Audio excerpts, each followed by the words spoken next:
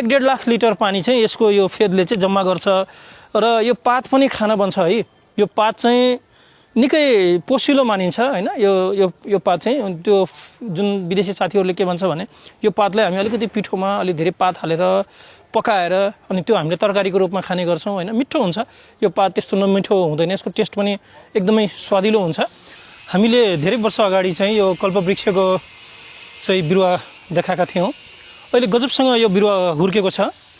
यो कल्पवृक्ष अभियान जुन मेरो give me seed I will give you trees भन्ने जुन क्याम्पेन छ, मलाई बिउ देऊ म रुख दिन्छु भनेर, जस्तो तपाईहरुले कुनै पनि फलफुल खानुभयो त्यो बिउ फाल्नुहुन्छ, तपाईहरुले त्यो बिउलाई नफालेर सुकाएर मलाई पठाइदिनु भयो भने म त्यसको चाहिँ बिरुवा बनाएर यसरी लगाउँछु। यो पनि मलाई साधना अधिकारी राणा जो जर्मनीमा बस्नुहुन्छ उहाँले चाहिँ बिउ पठाइदिनु भएको थियो मलाई, लगभग 200 वटा बिउ 2020 बाट नियमित उहाँले वर्षको एकपटक मलाई बिउ पठाइदिनुहुन्छ कल्पवृक्षको, कहिले 100 वटा कहिले 200 वटा, त्यतिखेर 200 वटा पठाउनु भएको थियो र त्यो त्यतिखेरको 200 वटा मध्ये 60-65 वटा बिरुवा जागेको थियो, बिउ जागेको थियो। त्यो बिउ जागेको बिउ मध्येको एउटा यो हो।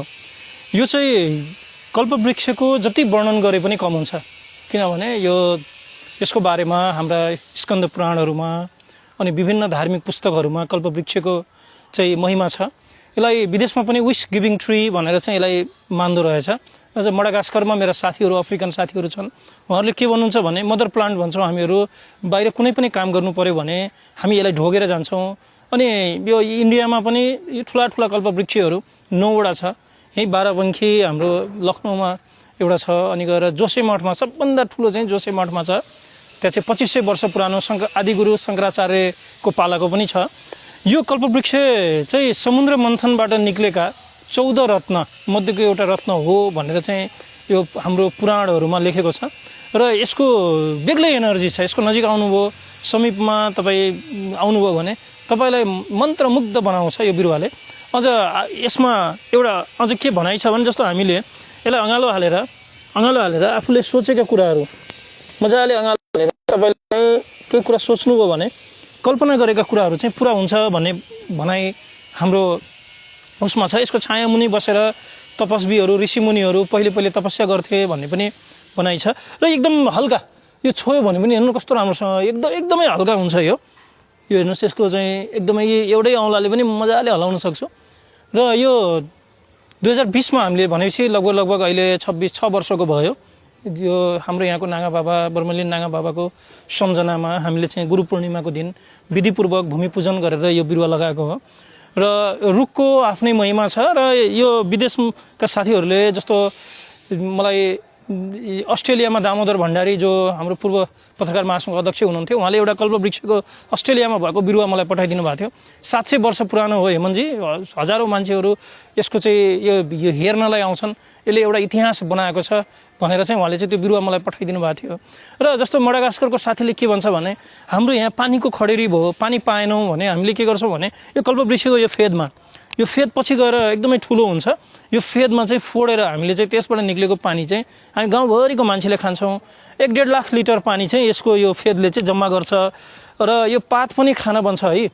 यो पात चाहिँ निकै पोसिलो मानिन्छ हैन। यो पात चाहिँ त्यो जुन विदेशी साथीहरुले के भन्छ भने यो पातलाई हामी अलिकति पिठोमा अलि धेरै पात हालेर पकाएर अनि त्यो हामीले तरकारीको रूपमा खाने गर्छौं हैन। मिठो हुन्छ यो पात, त्यस्तो नमिठो हुँदैन, यसको टेस्ट पनि एकदमै स्वादिलो हुन्छ। र यसमा एउटा फल फल्छ। त्यो फूल र फल चाहिँ 15 वर्षमा यो फल्ने रहेछ। त्यो फूल पनि एकदमै अलौकिक, बहुत राम्रो फूल। कल्पवृक्षको फूल हेर्दा पनि हामीलाई त्यो देख्दा पनि आनन्द लाग्ने खालको फूल फुल्छ। र फल चाहिँ नरिवल जस्तै, किनभने मैले फल पनि पाएको छु नरिवल जस्तै। र भित्र फल चाहिँ साना गेडाहरू इमिलीको स्वादमा हुन्छ। यो अलिअलि अमिलो पनि हुन्छ। र यो इन्डियाको एकजना चाहिँ रिसर्चरले यो इन्डियाकै बिरुवा हो हैन, यो जुन संसारभरि जहाँ भए पनि तर यसको मदर प्लान्ट चाहिँ इन्डियामै छ भनेर उहाँले चाहिँ आफ्नो रिसर्चमा एउटा भिडियोमै उहाँले भन्नुभएको छ। र यो बहुउपयोगी हैन, यो वातावरणको लागि निकै राम्रो, हाम्रा लागि एकदमै ऊर्जावान, यसमा विभिन्न एकदम राम्रो ऊर्जा हुन्छ। यसलाई अँगालो हाल्यो भने तपाईले यसको महसुस गर्नुहुन्छ। त्यस्तो खालको बिरुवा हो यो नेपालगञ्ज हनुमानगढी गौशाला आश्रममा छ। तपाईहरुलाई पनि यो बिरुवा चाहिँ हेर्न मन लाग्यो, कल्पवृक्ष कहाँ छ कस्तो छ भन्ने मन लाग्यो, यसको शक्तिको महसुस गर्न मन लाग्यो भने तपाईहरु चाहिँ हनुमानगढीमा आउन सक्नुहुन्छ। यो बिरुवा नेपालभरि हामीले लगाएका छौं। पशुपतिनाथमा छ, अनि गएर देउती बजाई सुर्खेतमा छ, अनि यो शिवधाम हाम्रो धनगढीमा पुष्पराज जोशी पत्रकार हुनुहुन्छ, उहाँले लगाउनु भएको छ थुप्रै ठाउँमा। उहाँले पनि यो कल्पवृक्ष अभियान नै त्यतातिर चलाउनु भएको छ। अनि हामीले विभिन्न धार्मिक स्थलहरूमा जहाँ चाहिँ लगाएका छैनौँ, जस्तो हडिया बाबा यहाँ, पशुपति मन्दिर राजा, गायत्री धाम हाम्रो राजा, यसरी विभिन्न मन्दिरहरूमा जहाँ जग्गा अलि बढी नै हुन्छ त्यस्तो ठाउँमा हामीले कल्पवृक्ष लगाएछौँ। र यो एकदमै यसको ऊर्जा पनि आनन्द लाग्छ, यो बिरुवा देख्दा पनि आनन्द लाग्छ।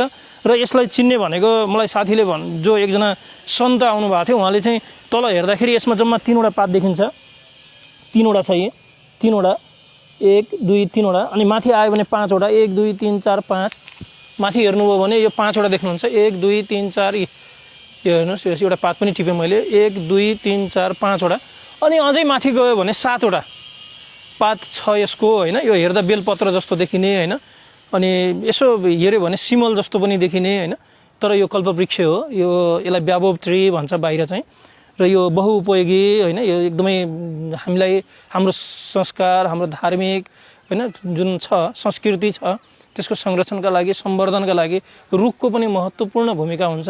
बर, पिपल जस्ता हाम्रो धार्मिक बिरुवा जस्तै यो कल्पवृक्ष पनि एउटा हो। र नेपालमा अहिले 100वटा जति हामीले लगाइसकेका छौँ। र मन्दिरहरूमा जहाँ चाहिँ लगाएर त अर्थ छैन होइन, मन्दिरहरूमा यस्तै धार्मिक स्थलहरूमा चाहिँ लगाउने अभियान छ। यो कल्पवृक्ष चाहिँ हामीले नेपालमा विशेष गरी चाहिँ पशुपतिनाथ त अब पशुपतिनाथमा एउटा लगाएका छौँ। त्यहाँ चाहिँ आर्मीको अहिलेको चिफ हुनुहुन्छ नि जो सिग्देल, उहाँले नै लगाउनु भएको हो। त्यो चाहिँ पशुपति विकास कोषको छेउमा छ। अनि स्वर्गद्वारीमा त्यहाँ म आफै गएर लगाएको थिएँ, पछि मऱ्यो भनेर एकजना गुरुले फेरि लगेर उहाँले लगाउनु भएको छ। अनि प्युठा के अरे हामी यो सुर्खेतको देउती बजाइमा त्यहाँ पनि ठुलो भइसकेको छ। अनि सुरदास आश्रम खजुरामा पनि छ, त्यहाँ पनि धेरै ठुलो भएको छ। अनि यो दुर्गा कालिका मन्दिर खजुरा त्यहाँ पनि लगाएका छौँ। र धनगढीमा पुष्पराज जोशीजीले चाहिँ बोलबम धाम त्यो शिव मन्दिर त्यहाँ छ, त्यहाँ चाहिँ उहाँले ठुलो यत्रै भइसकेको छ त्यहाँ पनि।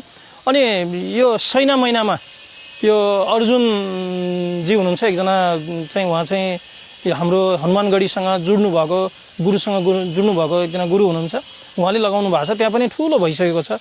अनि छत्रेश्वरी सल्यानमा त्यहाँ चाहिँ हाम्रो चाहिँ थानापति आदरणीय गुरु उमेश गुरु गिरी महाराजजीले चाहिँ त्यहाँ लगाउनु भएको छ, त्यहाँ पनि ठुलो भएको छ।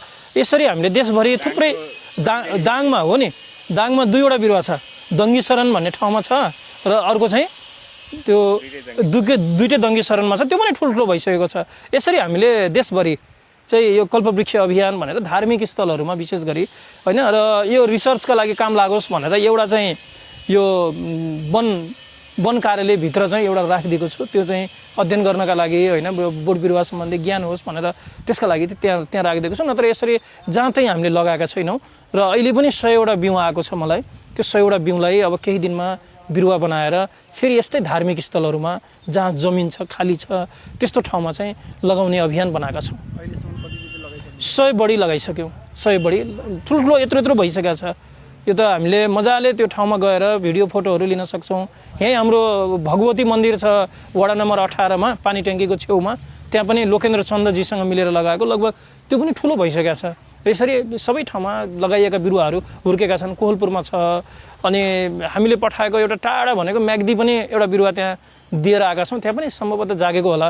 अनि मैले यो कैची धाममा म आफै गएको बेलामा चाहिँ एउटा बिरुवा चाहिँ त्यहाँ कल्पवृक्ष हो भन्दा उहाँको गुरुले हम लगाएंगे भनेर त्यो बिरुवा लिनुभएको थियो। त्यो कैची धाममा पनि एउटा चाहिँ निमकरोरी बाबाको धाममा आश्रममा पनि त्यहाँ एउटा कल्पवृक्ष चाहिँ दिएर आएको छु। कल्पवृक्ष स्कन्द पुराणमा यसको बारेमा व्याख्या गरेको छ होइन, र विभिन्न हाम्रा धार्मिक पुस्तकहरूमा कल्पवृक्ष भनेर चाहिँ उल्लेख छ। कल्पवृक्षलाई कल्पना गरेका कुराहरू पुरा हुने भन्ने एउटा, कल्पवृक्षलाई छोएर आफूले कल्पना गरेका कुराहरू पुरा हुने भन्ने भनाइ छ। हिन्दू संस्कार अनुसार यसको एकदमै ठुलो महत्त्व छ। अब यो नेपालगञ्जमा हनुमानगढी गौशाला आश्रम बागेश्वरीको छेउमै यति ठुलो कल्पवृक्ष छ, यसले चाहिँ एकदमै ठुलो महत्त्व राख्छ। बारापङ्खी लखनऊमा जुन कल्पवृक्ष छ, दिनमा हजारौँ जना आएर चाहिँ दर्शन गरेर जानुहुन्छ भनेर त्यहाँको एकजना महन्त यहाँ आउनुभएको थियो, उहाँले भन्दै हुनुहुन्थ्यो। त्यसैले यसको धार्मिक एकदमै ठुलो महत्त्व छ होइन। हामीले सोचेका कुराहरू, कल्पना गरेका कुराहरू पुरा हुने, त्यो त एउटा काल्पनिक भयो।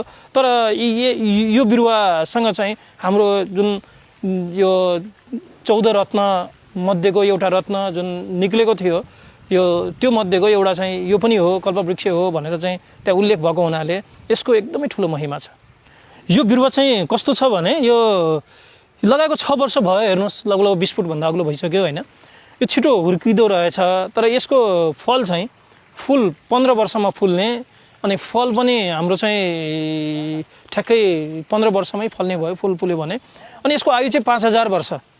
5000 वर्ष भनेको धेरै ठुलो आयु हो होइन। अब पहिले त सुरुमा हो होइन भनेर यसको मैले आफूले अध्ययन पनि गरेँ, कल्पवृक्ष हो कि होइन भनेर पनि त्यसको एकदमै आफूलाई पनि शङ्का लाग्यो, कल्पवृक्ष हुँदैन भन्ने धेरैले भनेको सुनेको थिएँ। एकजना चाहिँ कर्नाटकको गुरु मुक्तिनाथ जाने बेला यहाँभित्र पस्नु भएको थियो र उहाँलाई यो कल्पवृक्ष देखाएपछि उहाँले ओहो यो त कल्पत्रु हो भनेर कल्पत्रु भन्नुभयो, ढोग्नुभयो, लम्बसार परेर हो यो हो भन्नुभयो।